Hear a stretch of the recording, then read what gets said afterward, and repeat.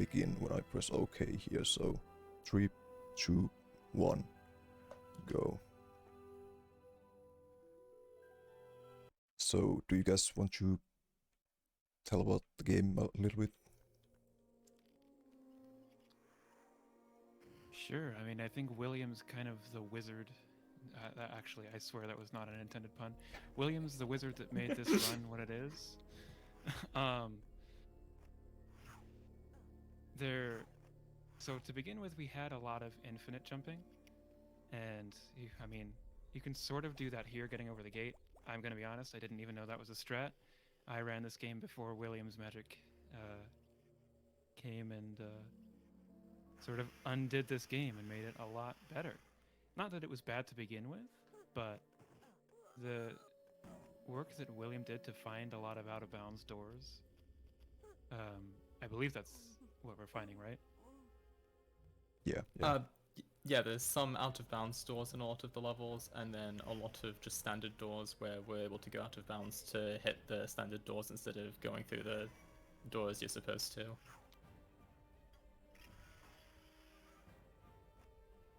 So Biksel started running this game when we did our EU gang handheld grunt percent relay and had the world record at the time, which was a 142. And you may notice our estimate for this one is a 135. So needless to say, a lot was found. Here's your first instance of infinite jumping, and it's performed only on the DS version so far. But it needs to be DS because it requires you to hold the touch screen and then constantly character swap. And I forget, it's been a little while. Do you need to press a jump input as well?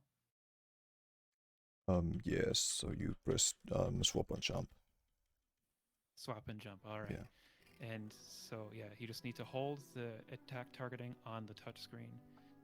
And William, how about you explain what will happen here? Because this is all new to me. So on this level, we're just going to completely ignore what actually is the intended strategy and instead just infinite jump over a wall in the back corner, and there is an out of bounds trigger just behind this wall which will end the level immediately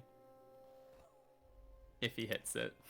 Yeah, this one's a bit But I mean, tougher. we didn't find this before because why would this exist, right?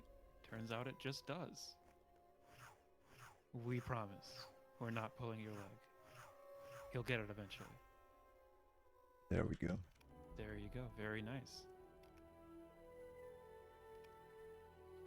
The status screens in this game are unfortunately very long. I think the worst one is definitely after the next level. A lot of things can happen in each level, like the level end screens. It doesn't really make sense. Like in Harry Potter Years 1 to 4 handheld, which you saw yesterday, there are a lot of smaller levels. In this game, there are a lot of just really long levels where a lot happens. Yeah. So do you have to collect the students here to get into the Hogshead, or do you get to skip all of that too? We get to skip it now, yeah. There's another Lovely. trigger behind the Hogshead, so you're able to just go straight over the Hogshead and straight to the trigger. There you go. Because I knew before that you could infinite jump behind the door, but the loading zone isn't ready for you to go through usually until you have freed all of the 4 students who want to go into the Hogshead with you. First try on that one, nicely done. Yeah, that one is probably the toughest one for me, I think, so. Yeah, I think that one's just the toughest one in general. It's hard to time that one. Yeah.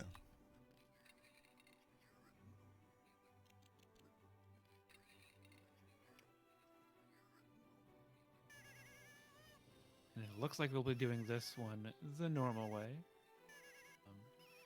You would think this would make a good end of the level, but if you thought that, you would be very, very wrong. This level goes all the way through Legilimency. Yeah, it's a long one. So just normal Lego logic stuff right now. Learning to fight a Dementor. It's a little bit finicky. might be thinking of 1 through 4 actually, but you kind of have to attack them twice if I remember right. You have to hold the attack until the circle turns red. I Okay, believe on yes. that one you actually can just hit it, but I think it's specific to that one. I don't know Oh. why. I see. Yeah. Would make sense. All right, so who wants to talk about dueling? Well, if any of you know the PC version of this game, the duels are basically swapping spells and mashing the buttons. A pretty simple mechanic, but this game decided to do it a bit differently. We are basically playing a sort of table tennis type duel, and there is unfortunately a lot of RNG involved in the speedrun with these, so they can get a bit frustrating at times. But we are just gonna... Yeah, it's a little bit discouraging, especially when it comes to. You'll see what we mean when we talk about the last Yeah. level. To begin with, this first round, just spam at him. The second round, the person you duel will start to fight back. But the first time you hit him, you can just keep hitting him again, and it's no big deal. The third time is where the RNG really can start to show itself. Yeah. Doesn't always, but that's because it's RNG. Yeah, you can definitely lose like 15 seconds on the last phase, which isn't nice, but I guess it's so early on. You can normally just reset if that happens.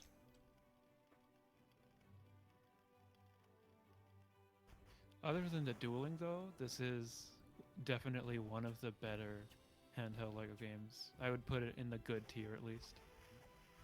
Yeah. All right, good start there, and all right, tries to block a few. Yep. That's pretty unfortunate. Oh boy. I didn't realize that just mashing that one was an eligible strat too. Like usually I would probably wait until he sends one at me and then block that. Yeah, you can But actually we will get it. see that on the later duels for sure. Yeah, you can get that one like whole way through by only smashing as well. And now all of a sudden we are in Legilimency. We're back in the park. Legilimency is, what, 5 different sections with a long save screen in between each of them? Well, not too long, but long enough. What's nice is that even though the levels are long, when the game saves like this, or the game saves in between basically each room at this point, so you can stop playing at any point casually. Oh, okay. I didn't realize that would be faster. Yeah, it saves like 5 seconds maybe. It's a nice little, and it's one of the easier triggers for sure.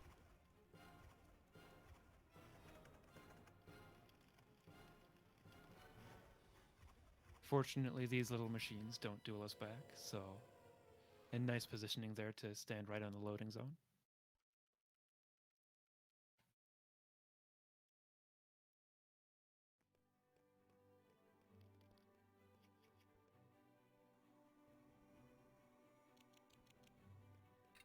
And as you can probably see by now, the level design in this game is basically one-to-one with the PC and console version. This is definitely the game that does that the most. Pirates does that to a degree.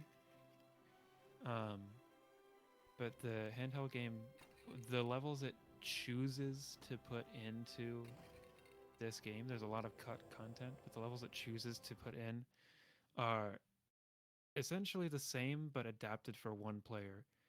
You may have seen in the DS Batman game last run that there are still 2 players and you can play co-op. After a certain point, when they got to, let's call it the 2.0 games, even though this is still grunt percent, when they got to like the 2.0 games, most of them are all 1 player. So there's not even an option for multiplayer. Yeah. So this is the really long loading screen I was talking about. Yeah, it's about It is the most 35 exciting game. seconds, 40 seconds. Painfully long. Yeah, I think this is the longest one in the run. Gives you so many characters that you unlocked. And it's not even the ones that you unlock straight away from beating the level. It tells you who is now available to buy. And you have to skip through each of them. It's not like other games where you just get to mash through. Instead, it has to go through a whole fade in and fade out. Now we are in the House of Black.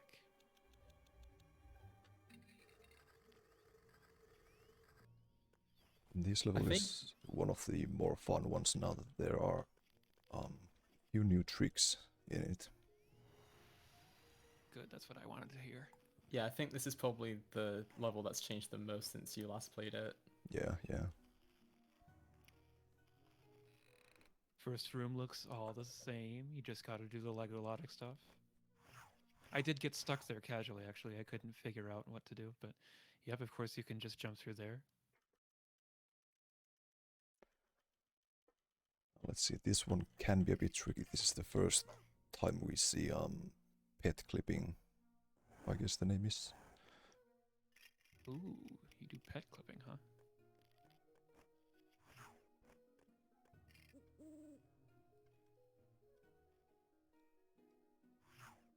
Is it? Ooh, okay. I see what you're going for. That's pretty cool. So, William, how does that one work? I'm gonna be honest, I have no idea. Staunch found that one. From what I understand, Pigwidgeon in particular just has a smaller hitbox, so it's able to get into places where there's no collision on the ceiling. But I might be wrong about that. Yeah, something, Alright. something Shout outs like to that. Staunch, another avid IL runner of this game. I forget, has Staunch done a full 90% run just yet? He has Yeah, done one, yeah. Okay.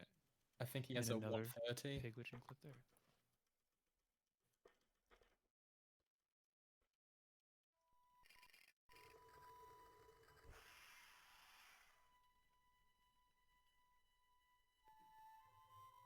Two very unrelated parts still left. First of all, everyone's got to learn the Patronus Charm. At first, only Harry knew the Patronus Charm, but now the other magicians, or wizards and witches will. They don't refer to them as magicians anywhere in the books or movies, but I guess magicians works. So we skip that head tube thingy by jumping on top of it and hitting the trigger to get the key down. I like that that works. Yeah, the pet mechanics can be a bit tricky in this game, so it's definitely nice to skip one of those.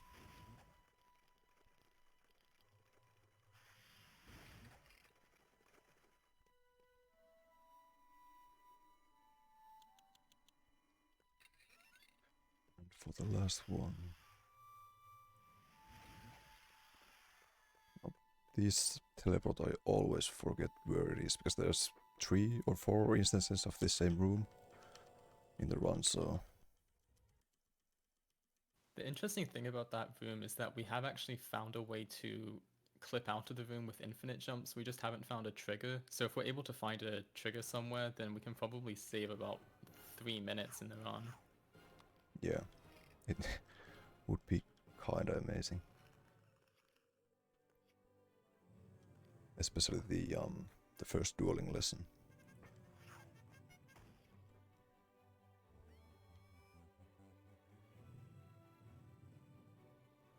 Now, one interesting thing about the Leviosa spell in this game, at least, is that you can actually let go of it once you start hearing the bricks going down. So you can get some early movement in on every single forcing or Leviosa action.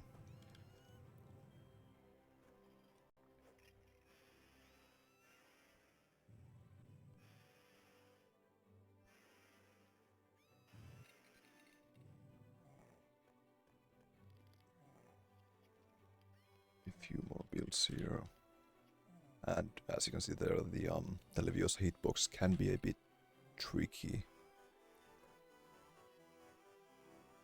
So you have to be positioned really precisely to actually hit the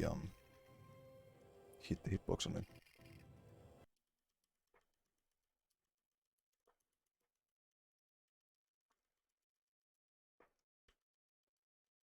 Now we're Apologies for that. I am back now. yo. Now we're going into... Yep, the level's not over yet. It's the Weasley twins leaving Hogwarts.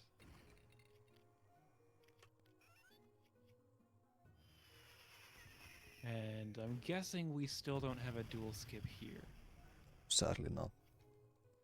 Yeah, so I mean, you can kind of jump over it as much as you can, but I think the game crashes or something like that.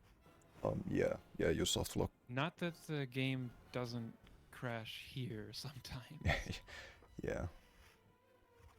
Yeah, so if you enter the duel without doing the fireworks first, then the duel will sometimes start, but it will never switch to the second part of the duel, so you're just stuck here. Oh boy. Yep. Getting a little bit trolled here. Yeah. Usually that's not enough to be able to finish it off. Yeah, half a heart left. Yeah, each stun is basically 4 HP or 2 full hearts of damage.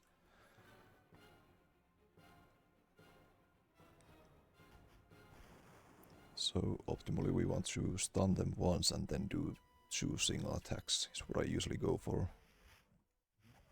2 singles is interesting. Yeah, because I find them like reflecting the single attacks less. Oh, okay. Oh, well, okay. That was pretty nice. Yeah. I don't mind that. It would be fun if we got that every time, but alas, earwax. Yeah.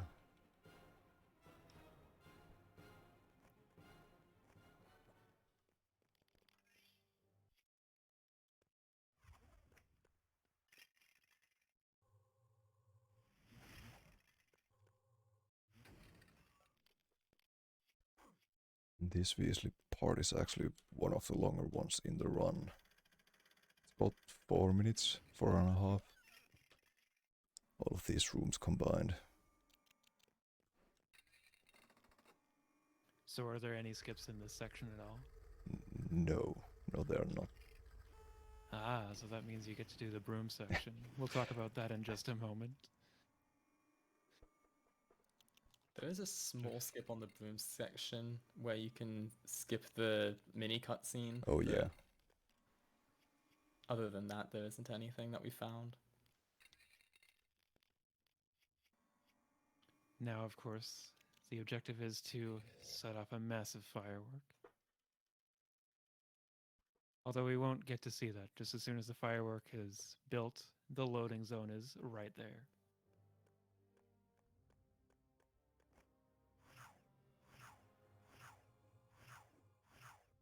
More infinite jumps.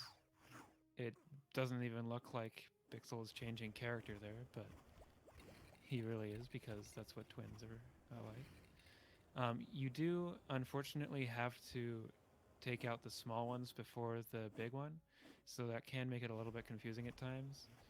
We used to have a lot of trouble like figuring out how on earth you get this section to end. But if you take out the small ones first, it can go a little... Well, it can go a lot quicker, even than this. It looks like Biksel's having a little bit of trouble. Yeah. Now all he has to do is get a few hits on the big one. Usually, I think for me it's 3 cycles, I believe. This is gonna be 4. Yeah. So 1 extra, but nothing too bad. There can be some random deaths there. I have no idea why they happen. So it's good. I think it's the signs on the edge. Oh, yeah, that makes sense. Really cool to see the Pigwidgeon clips in the first part of that level, though. And honestly, if you thought that was a bit of a slow section, we won't see too many more like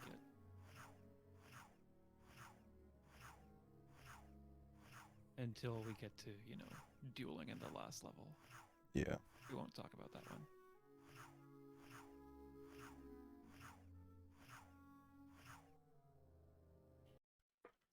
What a pro. The the infinite jumping on DS is really, really awkward to do. Biksel has fortunately for him, he is running on an emulator, so it is a lot easier to set up a more comfortable way. But I don't know how much running on console you do, William, but the way I end up doing the infinite jump trick is to use the control pad with my ring finger. I have no idea why, but that is the finger that ends up with the control pad, and I kind of roll my hand to move it in the direction I need it to be. Yeah, I've thought about doing a console run just to set a time, but I've never even tried it, to be honest. Yeah, it's really awkward because I have my left thumb on the touchscreen, and then I have two right fingers on the X and B button, which are the swap and jump buttons, which you have to do. But they're like not right next to each other. They're at the top and the bottom instead. So that also is a layer of difficulty. But now that we've introduced Umbrage to Grop, we are magically in the Ministry of Magic. I need to stop making accidental magic puns. They're great, keep going.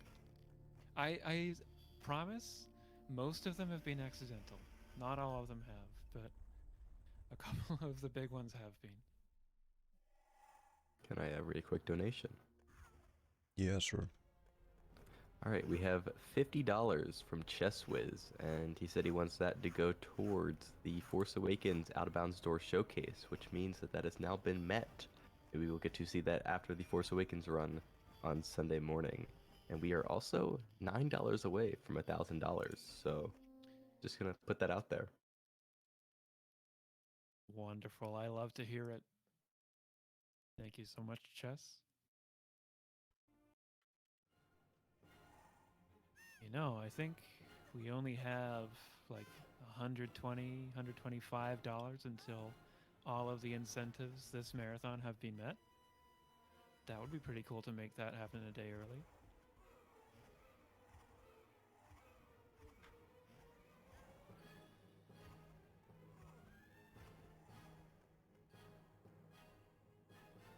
This section will have a couple of duels.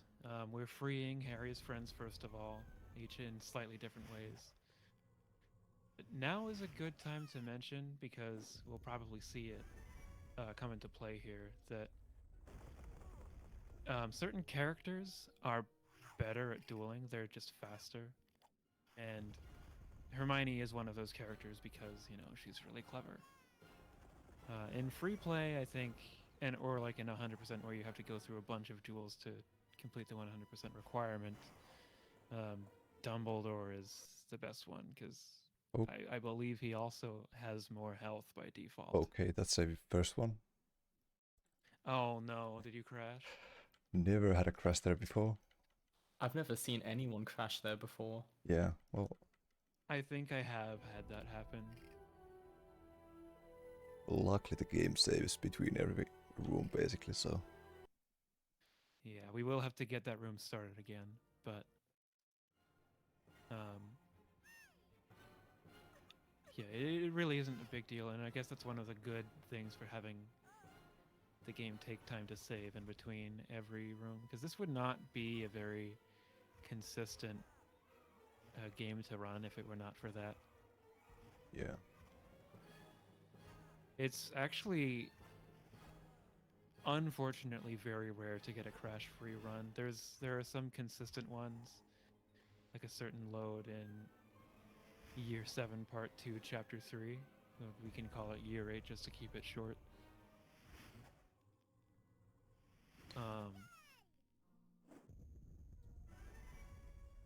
But the dual ones are kind of random and they might happen. I haven't had one for a while, but I'm pretty sure I have had one happen in this spot. So fingers crossed that the same thing doesn't happen here. Yeah. I think I've never actually crashed during a duel before, only the A3 crash, which is more rare these days.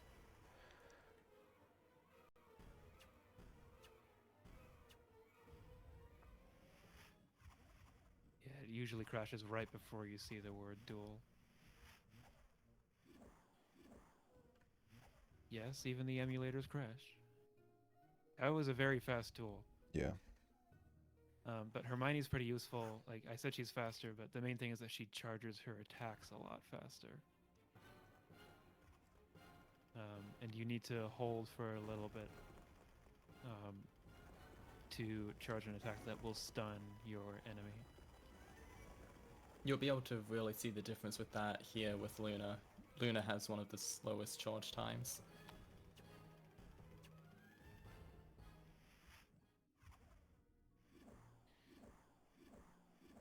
Fortunately, the Death Eater there didn't charge an attack of his own, and got another hit off there.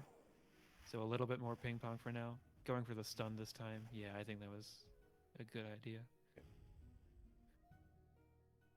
And is there one more, or did I lose count? That's all. Okay. Oh, so your loading zone's there already, so you must have taken care of the Death Eaters before you did the duels, is that right? Yeah, I do them Yeah, first thing. that makes sense. I never did that, and that does make sense. But now I get more duels, and compared to the last fight, Dumbledore charges very quickly. Yeah, As I this- said, he's kind of our free play dueling character of choice. Every duel with Voldemort, though, has this kind of spamming duel, which is the ordinary way to duel on the PC, if I remember correctly. Yeah, pretty much. So in the earlier fights, he has one when he gets down to 1 heart. And then again when he gets down to half a heart. On the later fights, when he starts with 4 hearts, it's instead at 1.5 and a half.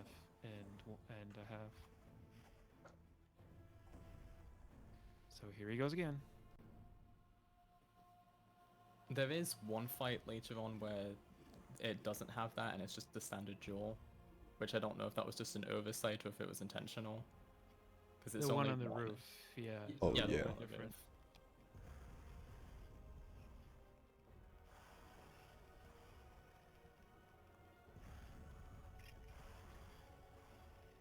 Now we must put out the fire snake. The nice thing is that I believe when you are using Wingardium Leviosa, the animations that play, even though, well, I mean, that was unlucky with the timing, Yeah. but the animations that play do play out even if you die, or you should be invincible, right? I did take 2 deaths there during Leviosa, but usually you are invincible. Which is a bit weird. I think I normally take a death there. I'm not aware of being invincible when using Leviosa. Hmm. It's either that or it's something to do with like animations complete themselves anyway. Yeah, the animation will keep going. That would be it then. Yeah. Hopefully we're not gonna take a death here. 'Cause it would set us back to Deaths in the... this section are also pretty common, but it looks like you got in a good cycle there. Yeah.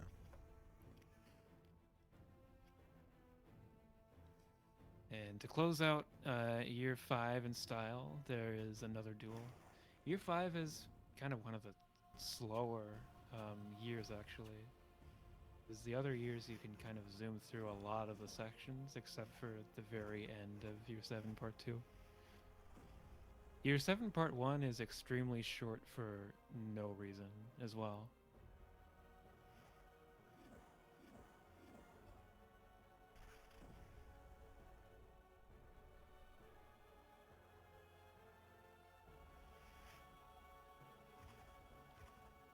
Alright, well you just saw Voldemort very kindly demonstrate for us what happens if you charge an attack for too long. It goes away. So try not to do that, I guess. Silly Voldemort. How is he going to be evil that way?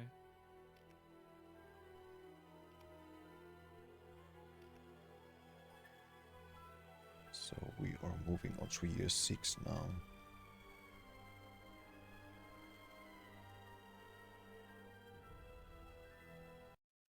There is actually a new, well, I don't know, glitch sort of that I discovered on a DROS run where this hub camera pan will play between every single year. That loses you like 1.5 minutes maybe. So this first one is normal because it shows you the year doors. But we'll see later on if we get the unlucky time loss.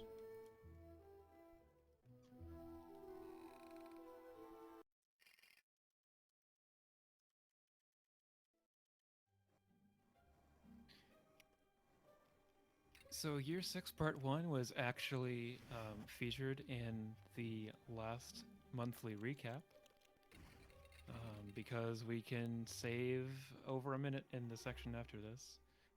The first section is kind of as normal. This is repairing Slughorn's house, or not his actual house, but his sneaky rental house. We need to find all of the missing photos and also all of the missing records for the record player. Can I read a quick donation? Yeah, go ahead. Please do. Got $9 from Gamago, saying amazing event this year, as always. Wanted to make it an even number. Add my donation to the pig % incentive, and we have now reached $1,000 raised. Thank you, everybody. Let's keep it up. Congratulations. Good to see LEGOthon hit 1,000 on day 2. We raised 2,000 last year, so I wonder. I think we are on pace to get near there. Also, for some reason, at the end of that section, you do have to jump. The loading zone is slightly raised. Yeah. All right, William, this is going to be one for you to talk about, I think. You've got the brand new IL in this level. It was a trick found by Staunch. I believe Biksel isn't going for Yeah, that trick. Since I can't do it, Yeah, unfortunately. it's extremely inconsistent. Basically, there's a cage in the middle of the room that falls down there, and you have to precisely jump onto it, and then to the left of the gate, there's an invisible ledge in the air that you can jump onto to then get over the gate. But because it's invisible and the gate is also sort of blocking your jump path, it's pretty inconsistent and takes a lot of practice to get any kind of consistency with it. So I guess instead we're going to go through one of the wildest rooms in terms of LEGO logic. Wild in terms of there's a lot of it, but also it's really unintuitive and unobvious, like what to do, where to go. You have to build a potion, but it's not always even clear how to get the potion. There's a cauldron to spawn. But you need these ingredients, and we're actually going to be really mean and manipulate Verity, the assistant. Yeah, just shoot that egg and suddenly it's fried. I love magic. And now that our potion is brewed, let's grab a flask full. Or apparently we'll just dip our hand in and yeah, okay, fine.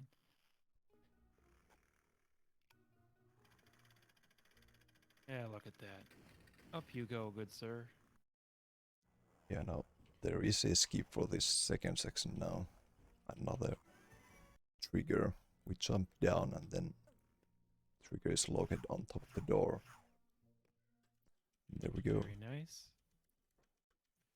And this next section, we would also be playing the Draft of Living Death, but I believe there is another trigger. Yeah, this one is a tough one as well.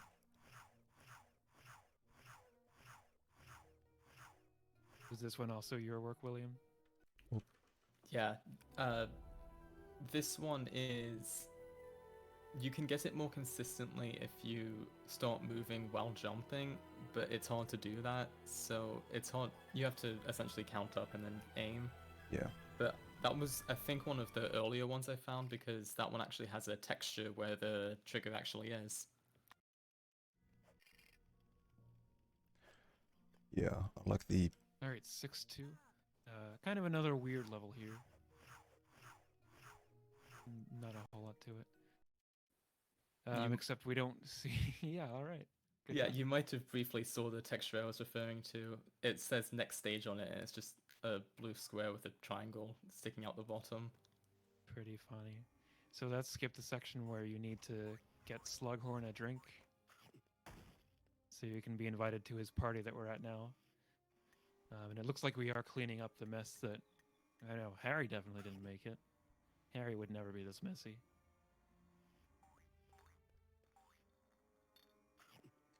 yeah in this section you can actually see how much leeway the Leviosa spell gives us. We can stop doing it like pretty early on and then do other things while the animation plays.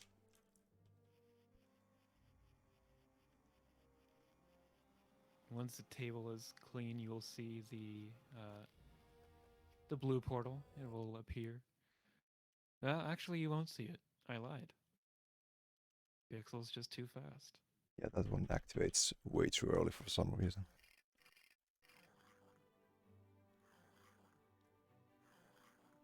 And now we're going to learn Aguamenti. Not For a exactly. second, for a second, okay. You are, yeah. You get to watch the joy that is. How do we call it? We have a name for it that maybe I have a name for it that maybe I shouldn't say on the LEGOthon stream, but you get to see that the infinite jump trick also works while shooting water from Aguamenti.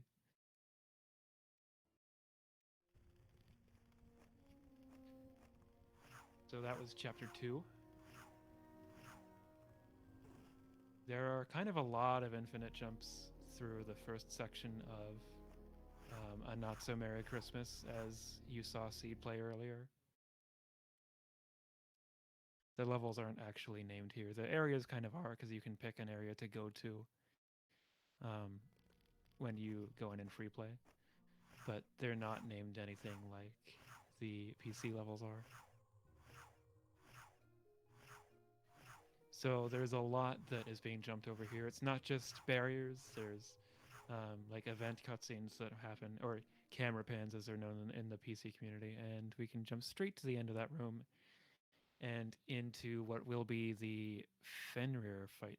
Or is there a Death Eater duel first? I think there's a duel first. Yeah. Fenrir, Death Eater, and Bellatrix. Yes, there are a lot of little things here.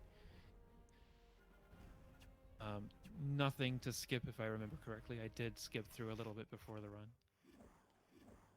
No, unfortunately not. Yeah, Ooh, a little bit too soon on that stun attack. yeah, some of the stun spells give like a longer animation, so it always throws me off. That still was pretty fast for how duels can go. Yeah, definitely.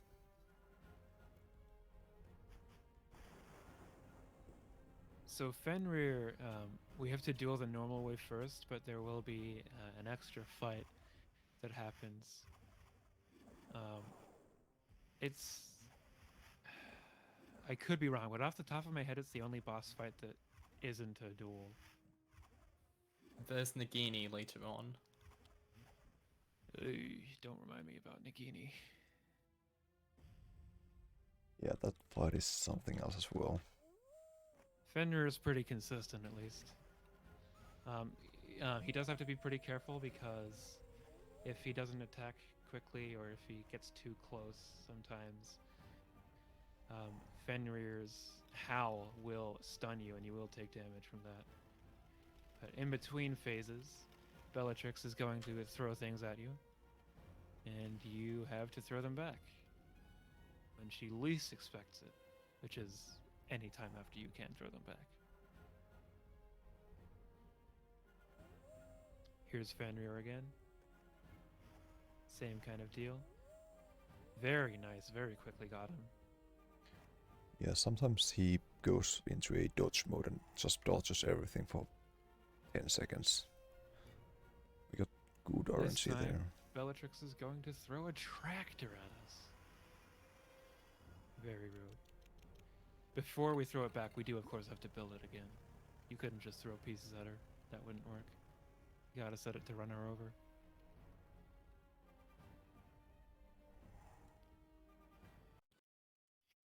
Shoutouts to Tractor Beam.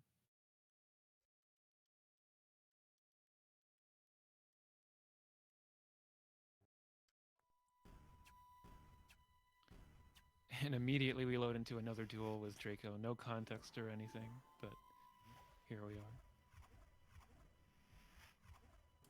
Can I read a quick donation? Yeah, go ahead. Go for it. We have $6.50 from Force that says, "Can you put this for LIJ2?" And I'm sorry to tell you that there are no LIJ2 incentives, but it'll go towards LIJ2 in spirit. So thank you. LIG2 100% coming right up. While it does not impact how soon LIG2 will be happening, in spirit we can say that, hey, look, you get to watch LIG2 right after this just because you donated. And we're going to do it 100%. How about that? So in order to scare Malfoy back out and duel him again, we need to cause a bit of a flood here. What was that? Yeah.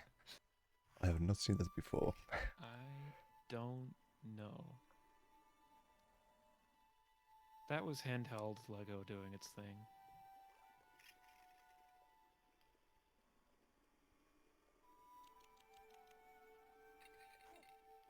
So what other way to cause a flood than to put dynamite in a toilet? Keep in mind we also have to break the door to get to that toilet in the first place, but we have to use dynamite to get Malfoy out from behind another door. Oh yeah, very true. Pretty cool geysers. Good thing he was sitting on that toilet with his pants up.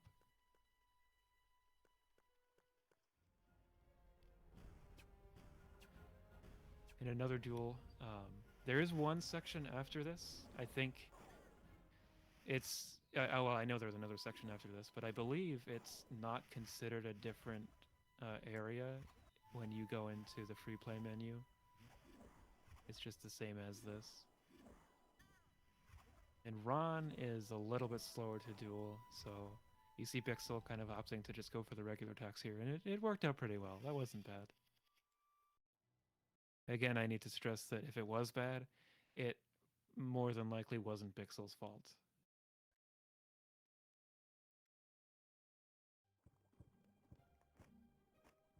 And now we need to, of course, hide the book that gave us the power to duel Draco. Because dueling Draco is harder than dueling anyone else in this game. It's more evil as well.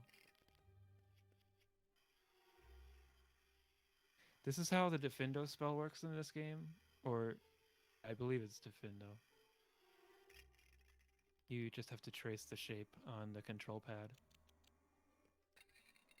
So the shapes that you see in the handheld version are different than what you would see on the PC.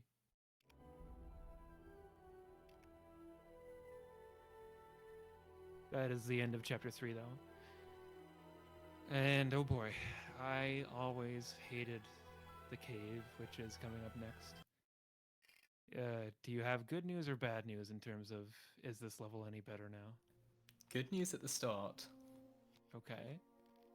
Yeah, well, we'll see if it's good news or not. Okay, is it a hard skip to do? Well, I learned this 30 minutes ago, so hopefully I'll get it. Okay. So I Good luck. forgot it existed. Okay. Looks I like there's think some you're a collisions little then. high, but Oh, you thought wrong. And thank you Yeah. for thinking that, because that means he sort of landed it first try. just proving me wrong. Now, I'm guessing the big section with the kind of maze isn't any faster. Yes, sadly not.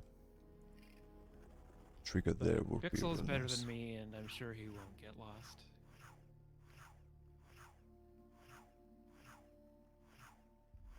We'll see. It can be a bit disorientating. It definitely can, and that it even for speedrunners that makes it easy to get lost. Yeah.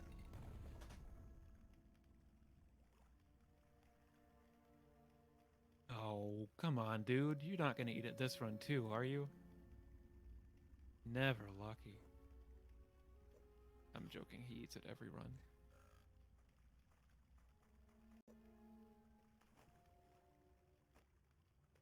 He doesn't have to then come back out of the water, but the inferior not very smart in terms of how to keep us from progressing, so there's the key.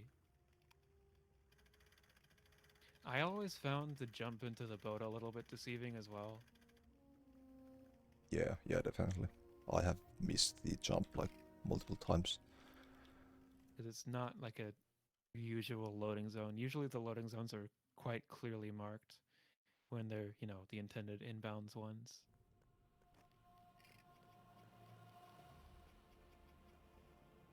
Alright, so this is the sort of maze-like section. I assume you saw C do something similar earlier. In this handheld version, we get to take advantage of our infinite jumps. But what we need to do is go to all of those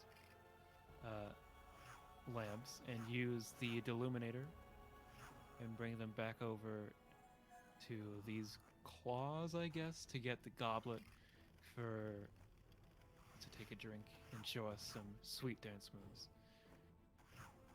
Infinite jumps actually do drop quite easily in this area. I'm not entirely sure why, but that's what you're seeing there. Yeah, it has something to do with the wall collisions or some. They are pretty funky, yeah. Yeah.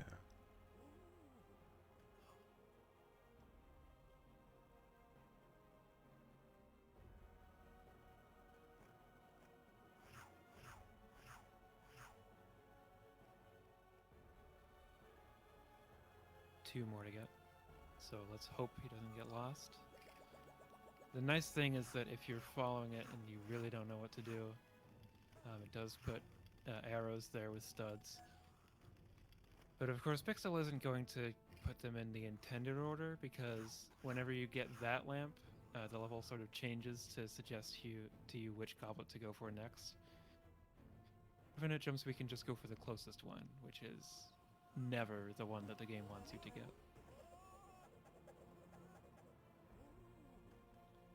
Dumbledore's really got some moves.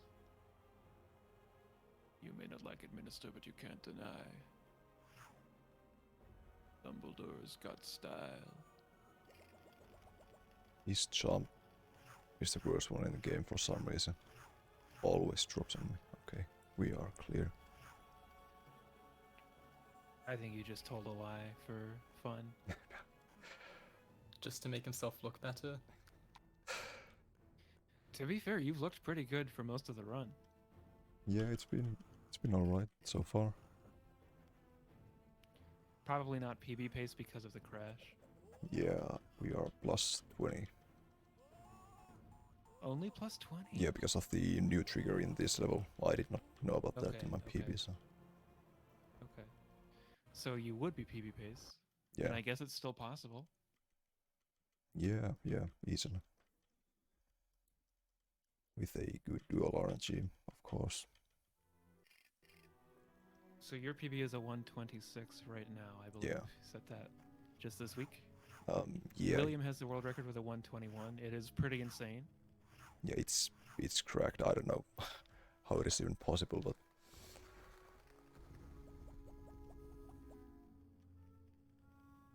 absolutely insane, because my SOB stands at a 122, I believe, right now. I believe my SOB without the new skip in Weasley Wizard Wheezes is a 118. Yeah. So it can probably go down to a 117 with a perfect run. Yeah, which is just insane. Now this bit of RNG, I mean, at times it can be the most frustrating because it's not even that you can attack. It's Oh. you wait to die. Messed up once. That's really good RNG, okay. Is there a strat there that I didn't know about? Because it looked like you were kind of intentionally blocking the thunders. Yeah, these stuns I always deflect. Because they don't do any damage. And then Oh, you have to true. get hit by 2 basic attacks. Yeah.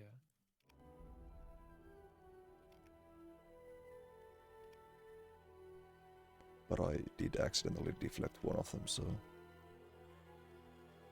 Could have... But with that, that is year 6 done. Yep. So I guess this is when we see if the skip you were talking about earlier. Okay, happens. nice. We Is did that not... right? Yeah, this is fine. All right. No animations there. Straight into the Deathly Hollows.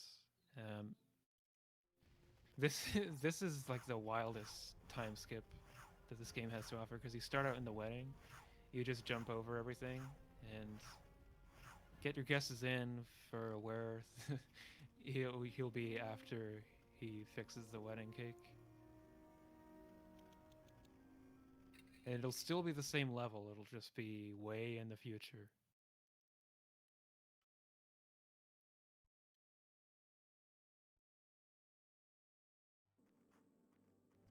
We are now in grave danger. Yep. No comment, pretty much. Skips the entire ministry scene or the restaurant scene of the Death Eaters. It skips Ron ever leaving. Yeah. We went from summer to Christmas, just like that.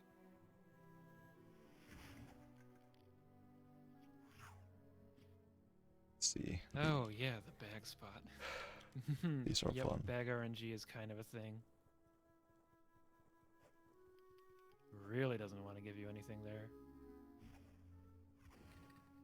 Still pretty good.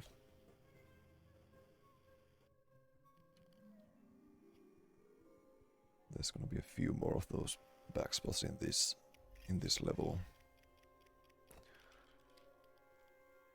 Yeah, so this is like, I don't know, really weird Lego objects now. We have some teeth to chomp away the books blocking the staircase. And now it's time for... Oy. It's a boss fight.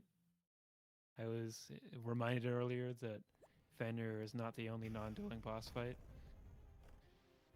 Instead, we have Nagini. So you do the same thing the whole time, but it's whether or not the spells want to work that is kind of a big part of it. For each phase, or for almost all of the fight, it's always throw 2 objects back at Nagini, throw one to stun her, and while she's stunned, feed something to her that isn't very healthy, and then you can force her further back. Not talking about Star Wars Force, that was brought up in the Harry Potter race earlier. Wingardium Leviosa is kind of like the Force in this game. But I meant like actually physically forcing her back. Although you are using Leviosa to do it. Another bag spot to get the next object. Really doing some digging there. Thanks, Hermione. Couldn't have done Accio Hammer or anything like that. Also, in this phase, I'm trying to run into her to trigger the attack, which always drops the next object. And sometimes, as you can see there, it just doesn't work for some reason. Yeah, you definitely want to stay close at least. You don't always have to like go for the damage. Yeah. But staying close is what does it. And of course, out of all the objects to knock her out, it was the plate. Of course. But fortunately, it's kind of a 3-heart fight because the last heart is just from dropping her down the stairs. And that ends the level.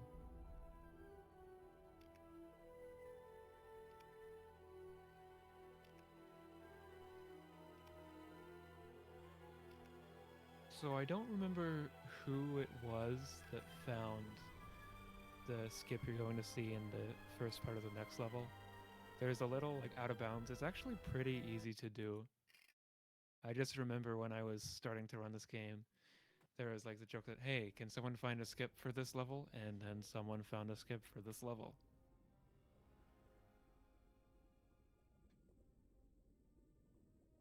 So let's see how late May clip have goes. been Nice Fighter. It was probably either Nice Fighter or Annabeth. Yeah, Nice Fighter has confirmed in chat that they were the one to find it. Really decently.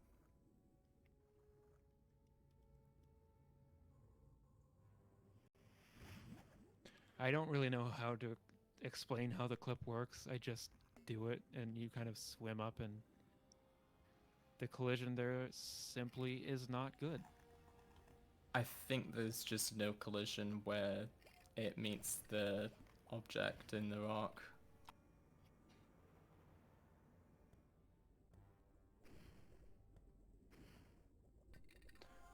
Yeah, I don't know how much does it actually save. I've never played this casually, so I would guess it's like It was more than enough. I mean, it really does skip like the whole underwater section. yeah. There's like a crab and stuff. It's pretty wild. I've never played that section normally, so I didn't even know there was a crab. Yeah, you both were around after that skip was found. Which, I mean, in terms of speedrunning was pretty recently, but like when I was learning the handheld grunt percent games, a lot of skips were found along the way, which was pretty cool to see. Like people were helping me out as well and making the games they like better in most cases. Some skips certainly don't improve runs; they make it much less nice to play. But underwater clip is nice and easy. Is this the first time you've used a panel all run? There was one painting in the Black House. Oh, yes. If that counts, I guess it's the same puzzle technically. Yeah, first puzzle tongue or the other type we've used.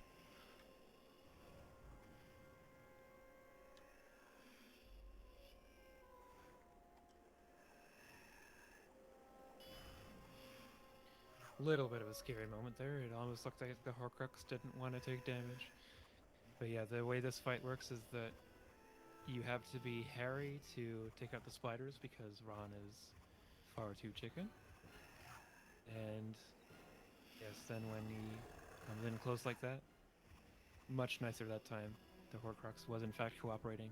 It's like he wanted to be killed that time, which is what we like. Yeah, the wave attacks, it does, I don't know how they work, but you don't take any damage if you just stand still. That might be intended mechanic.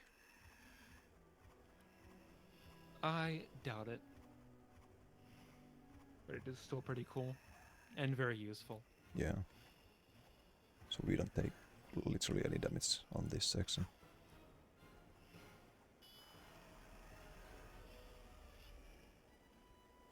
And just like that, we are actually only 2 duels away from finishing Deathly Hallows Part 1.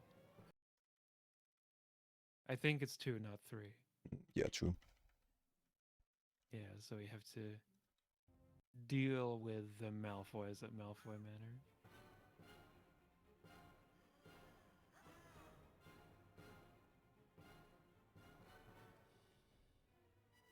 For some reason, you will see here in a second, but Draco actually has more health than his dad. That's pretty embarrassing for Lucius. Oh yeah, I had never noticed it before.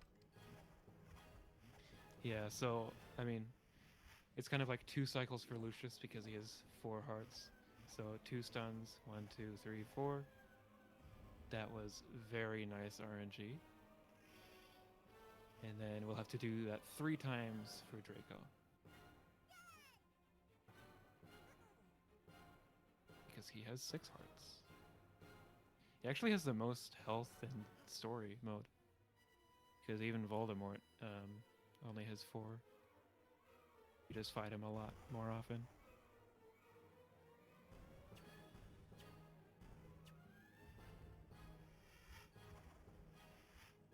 Okay, both went for the stun there, so they cancelled each other out. I think Voldemort technically has 8 for one of them, but it's not all in the duel. The very end fight is a little bit different. Like, it's a different fight that still involves dueling.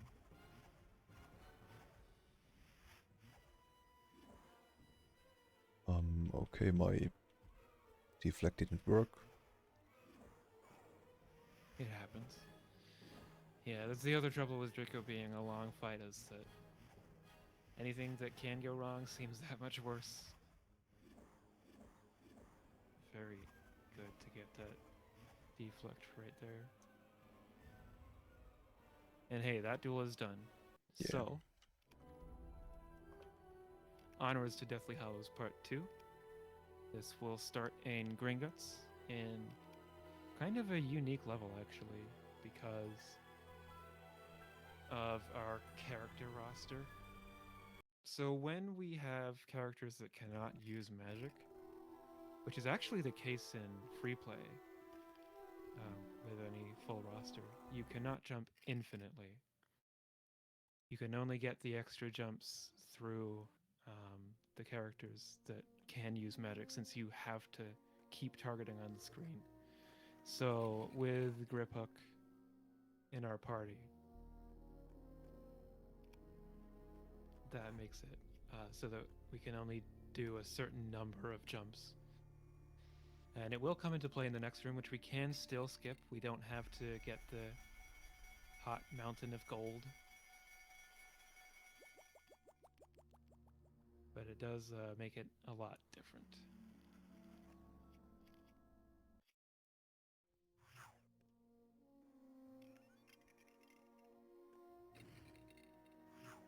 And I guess that's the thing that we should mention, is that you can't just keep it to the characters that have magic very easily, because every time you use the character swap button on X, it cycles through forwards only. You can change characters with a touchscreen, but you're already targeting with a touchscreen, so it's not really viable in that case. Has anyone actually tried using 2 fingers on the touchscreen? I don't know, but it would be... they would have to be incredibly talented with dexterity. It wouldn't be possible on emulator, but on console, It would not be possible on emulator, that's correct. I think you'd be able to skip the tricycle in this level if that was possible. Oh yeah, true. Because the trigger is active, or the transition for the next room.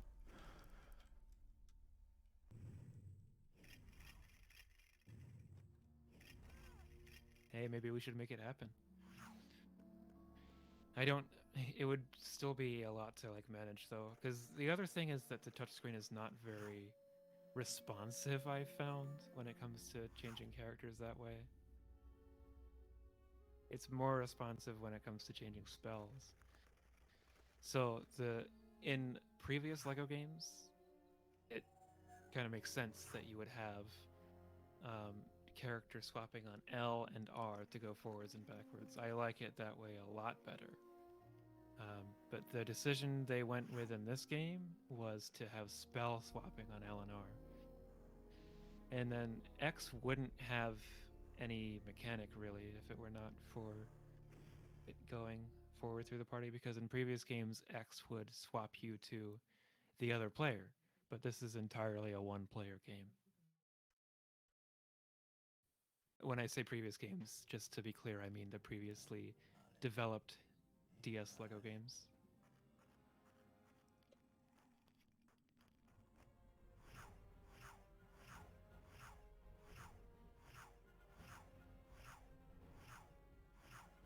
Nice, easy skip of the Death Eaters here.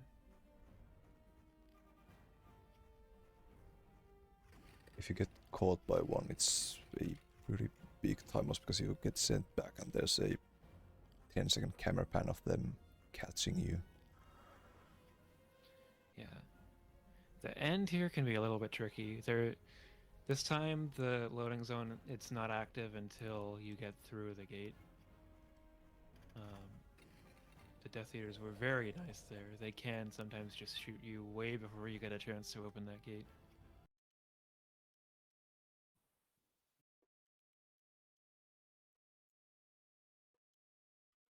And now that we skipped the lore of Aberforth taking us through, we will be doing a couple duels as McGonagall. McGonagall is also a very nice character to fight with. She's pretty fast to charge her spells.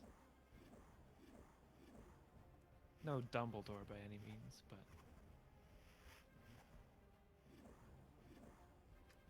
I could be wrong.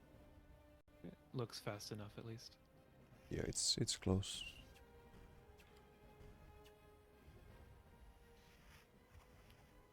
After we take care of the Carrows,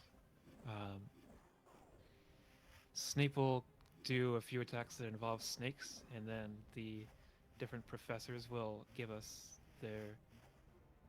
any help they can that is to do with their class that they teach. So you'll see Flitwick give his own charming way, I believe, and you'll also see Sprout help you to win by the power of herbology and the plants that you grow. The snakes each take 2 hits to take out. They can be a little finicky to get rid of, and sometimes you can kind of lose track of which ones you have dealt with. Here's Flitwick. He wants you to use Aguamenti to put out the fire using a water cannon. Seems pretty reasonable if you ask me.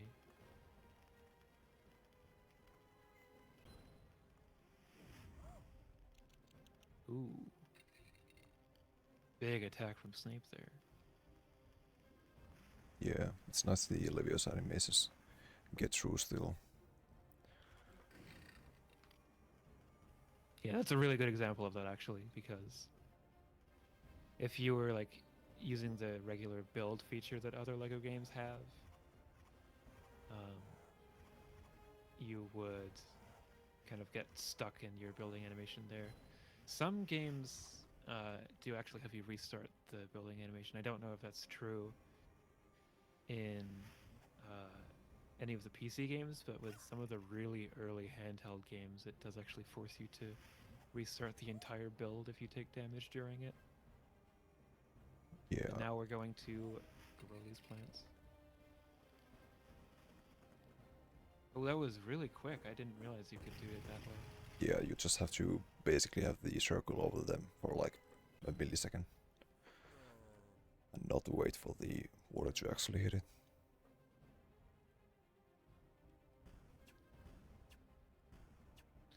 One more duel to end the level. Snape is also a very fast spellcaster, so that can make him a little bit hard to react to, but again, he only has 4 hearts, so it should only take 2 stun attacks. That was pretty clean. Yeah. Really optimal fight Thanks there. for the cooperation on that one, game.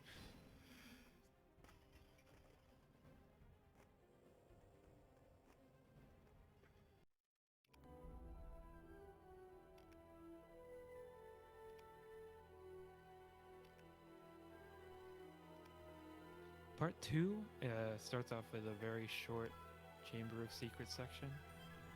I believe I'm thinking of the right level, yes. And again, you're just going to see an infinite jump of everything. No out of bounds trigger to hit in this one. It's short enough as it is. Just jump over to the right side of the level. Kind of a lot of puzzles being skipped here, but I don't remember any of them. I did play this casually before I speedran it. I did that with all of the handheld games. It wasn't that I grew up with all of them, it's just that when I started buying a bunch of games for Grunt Percent, I chose to play them casually first, and liked them a lot better when I started speedrunning them.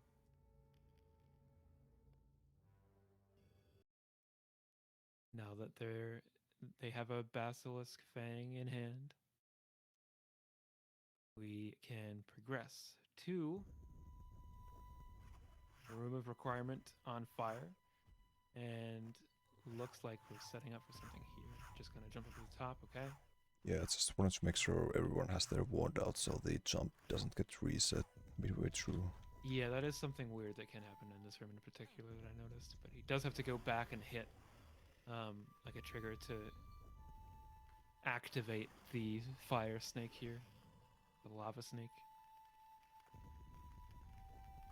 There is an interesting bug which doesn't do anything to help us, but if you go about this level in a certain way, Nice Fighter found this once when they were playing. I have also seen it in my runs, but you can actually duplicate the lava snake. Oh, interesting.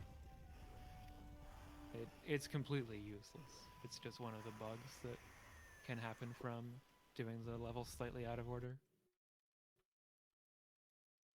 Yeah, I know that room in the PC version in the speedrun as well is like completely broken with a pet launch, I believe. So it's nice to see like similar methods being used. Yeah, this room here is like one of the big differences between the PC and DS version. Oh. Yep. Oh, okay. Thankfully we can Alright. do this. Yeah, so That makes sense. this room's just a giant circle, so I figured out that you can just go around the circle the other way. That does make sense. I'm only slightly embarrassed.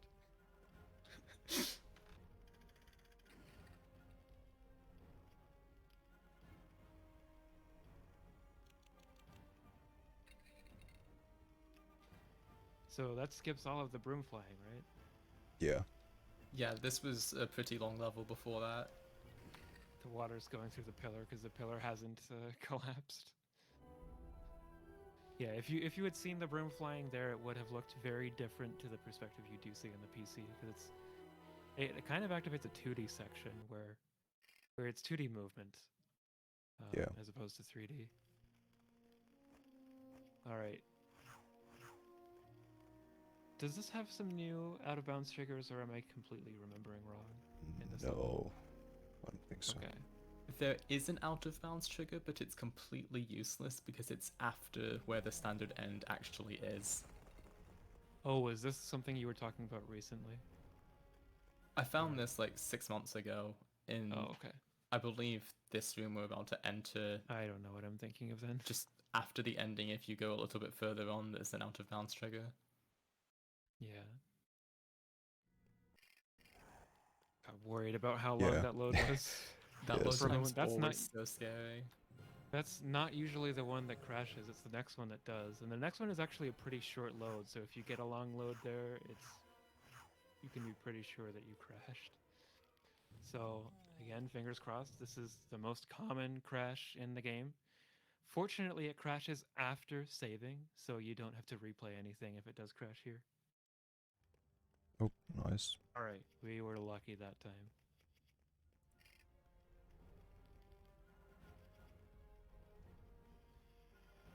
This section actually does play quite a bit differently to the PC as well, or at least it's a different solution to get the giant out of the way here. We are instead going to be incredibly mean. He will cry, and I do feel kind of bad about it. Ow. Not cool.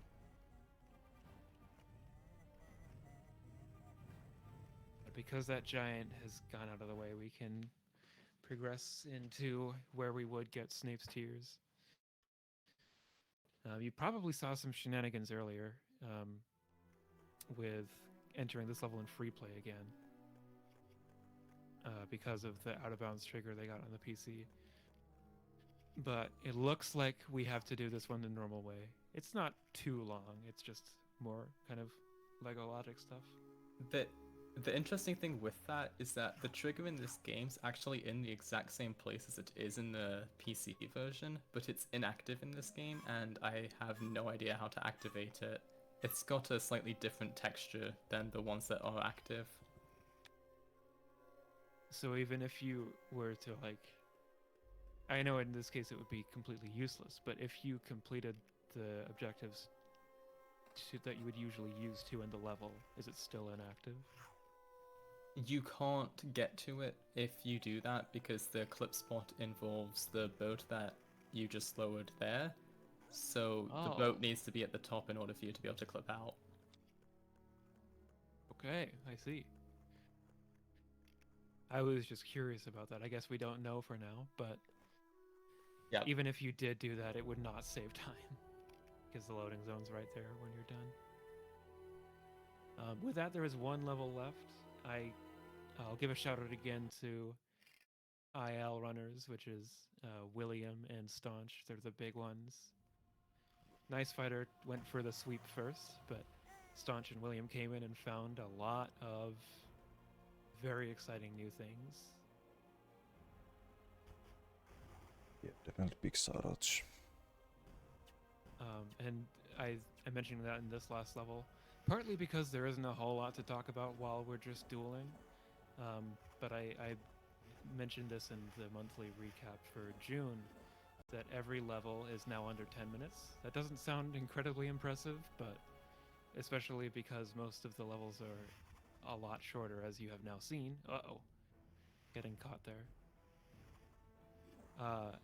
But this level is just so long that getting it under 10 minutes is an impressive feat. Like, my gold in this level, or I split it into segments, but my overall, like, best for this level is probably in the 11 minutes. And I'll have runs that are just in the 14-minute range because I got so trolled by everything.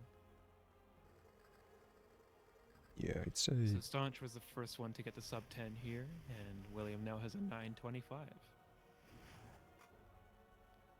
Yeah, so this is probably the worst possible way to end a run because you've been playing for over an hour and 10 minutes by this point, and then you just have a bunch of levels in a row that are just duels, so it comes down to RNG right at the end. It definitely deterred me from running when I was even I mean, when I was running at this point, you were over an hour and a half into the run. I probably would have gone for more PBs, but yeah, the RNG is kind of a bittersweet end to the run. I think it is a pretty fun game to run. It's one of those games that maybe doesn't look as cool as it feels to play. I would say that. It definitely looks cool to have the infinite jumps, but I would recommend giving this a try if it's something that looks fun. It's just the duels that are, you know, not as exciting or Yeah. pretty frustrating to run against. We did also see just a moment ago yet another example, and right there. Yep, Leviosa, the animation keeps playing even while dead. This is a roof duel. We did mention it briefly, not for a particularly special reason other than that it's just a regular duel this time. I didn't even notice that it didn't have the what's it called? I want to call it Crossing the Streams, but that's Ghostbusters. It's as good a name as any. It's the part where the cores they meet. Because the wand cores don't want to take out their twin or something like that. It's that part of the fight, and I didn't notice that didn't happen the first couple times I ran this game. So I remember being on one random run and realizing that hadn't happened, and thinking I'd found a skip for a moment. Here he's just getting a lot of height. It's like 15 or 16 jumps, and you can get over and into the trigger. Ooh, okay. Kind of scary, but Got we attacked got by it. Nikini. Yeah, it can be pretty scary. Like, I don't know why you would be at low health at that point, but if you die there, you probably are not considered as being on the ground for long enough and would have to do that jump again. I think it would put you back there because it is solid ground. I know, but it depends like how long you've been on the ground. Like, there's like a frame limit before it considers you to be on the ground for long enough.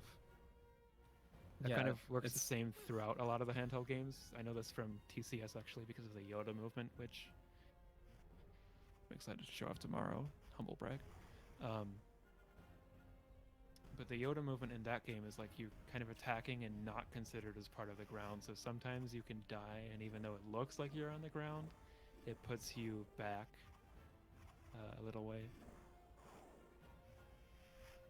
And I also think I have had it happen to me where after the Nagini skip, it puts me back, which is like a 15-second time loss.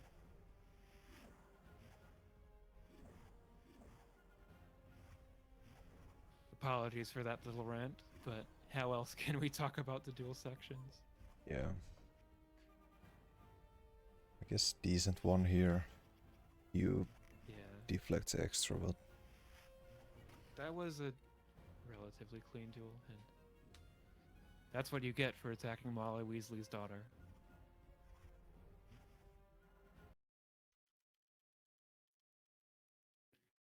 Two sections left. There are no like checkpoints part at any point of this level in free play. So if you want to play this level in free play, and like if you need to get any of the collectibles, you have to start from the beginning. Unlike earlier DS LEGO games, there is save and quit in this game, which was not the case for the 1.0 games. But yeah, it's even though there's like a whole bunch of different sections and loading zones and all of that, it's all considered like one really long section. The Nagini fight can go very wrong. I remember I actually crashed it in this section in my grunt percent run right at the end. well, yeah, that's how do you even crash it here? I don't remember. That was, yeah, that lost me about 2 minutes crashing in this section. It's not the shortest of sections to crash in. It was after the Weasley box, I remember that. I guess it just got overloaded with stuff happening. This probably is the most assets they have in a fight, so that makes sense, I guess.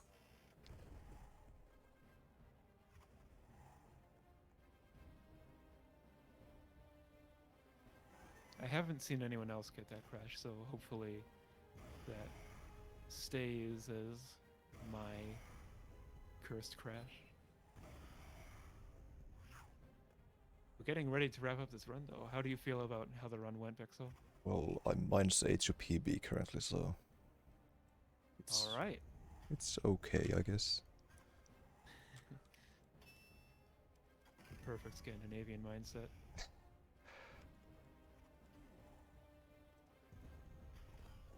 Unfortunate death there. So, with that in mind, that this run could in fact be a PB for Biksel, the PB essentially now comes down to RNG, unfortunately. Yeah, and this section is the Will worst one. the randomness cooperate?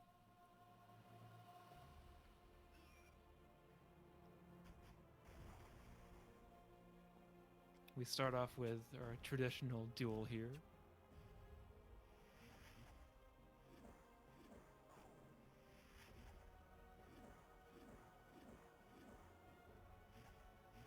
Alright.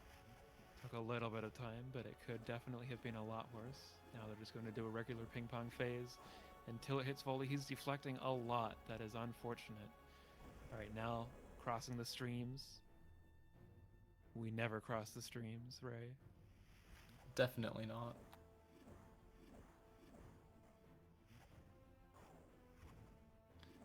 That was rude. Deflect there. Alright, not too bad. Is it fast enough, though? We'll have to see. Alright, so Okay. now that that's done, the final fight is officially like underway. That technically is the first part of the fight. But the next bit is really like tricky to figure out because Voldemort's going to spawn in different places. Oh, Okay, have you wow. figured that Not out? if No. you do that.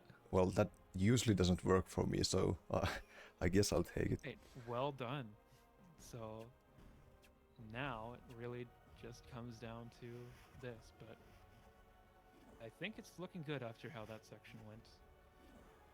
Yeah, that section you usually just spam and half the time it just doesn't do any damage, but that went well for Yeah. him. All right.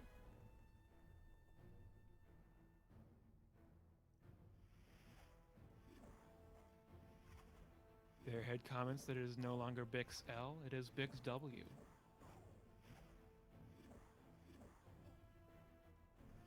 Time is coming Alright. up after this last damage when the fade out starts.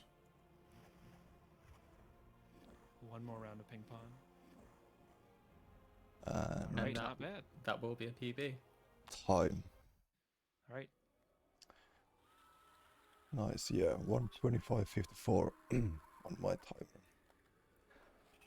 That very was nice. that was 5 through 7 DS. Hopefully I managed to show off the game. It's like a pretty fun run if you take out the duels with the infinite jump glitch and whatnot. But yeah, thank you John and William for commentating. Helped out a lot. And yeah, I'll see you guys tomorrow. I'll be running Alpha Team next or tomorrow night. And yeah, have a good rest of your day. Get high for that. Thank you so much, Biksel. Awesome job. Congrats on the PB.